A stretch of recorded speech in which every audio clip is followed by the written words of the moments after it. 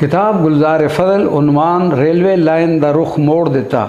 आई rail रवातां रस्ते अगे सख्त चढ़ाई, 5 वर्ष इस रस्ते उपर गड्डी गाड़ चलाई।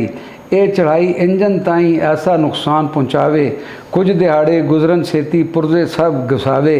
दे रिपोर्ट हो गाड़ी अफसर ये रस्ता नुकसानी, वड्डी हर्ज तां रेल नूं पहुँचे आखां के ज़बानी। वेख रिपोर्ट हो अगले अफसर फौरन हुक्म चढ़ावन, लैन निकालो होरी रस्ते पुश्त रिपोर्ट लिखावन।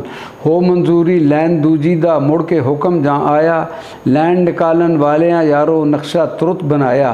खास मकानों लैंदे लैंदे उन्ना लैन टिकाई, कुल कल्याम इकट्ठी हो के हुई आन सवाली।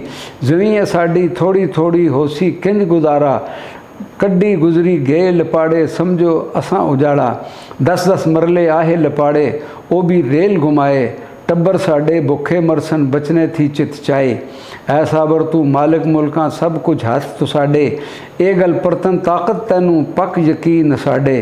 तां फरमाया किबला आलम गुजर गए वो चारे, चिश्ती कादरी ते सोरवर्दी नक्शबंदी भी प्यारे। रस्ते रुल के चारे कड्डन जिस रस्ते टुर जांदे, नक्शे खिच रसूलुल्लाह सल्लल्लाहु अलैहि वसल्लम दे दर पर जा पहुँचांदे। गुजर गए इस रस्ते उत्ते नक्शा खूब बना के, विच कचहरी पाक नबी सल्लल्लाहु अलैहि वसल्लम दे रहे कागज़ जाके। कर तस्दीक तय कीतियां मिसला सरवर सल्लल्लाहु अलैहि वसल्लम आलम भाई, हुण ते पेश न जावे मेरी झल्लो जो सिर आई।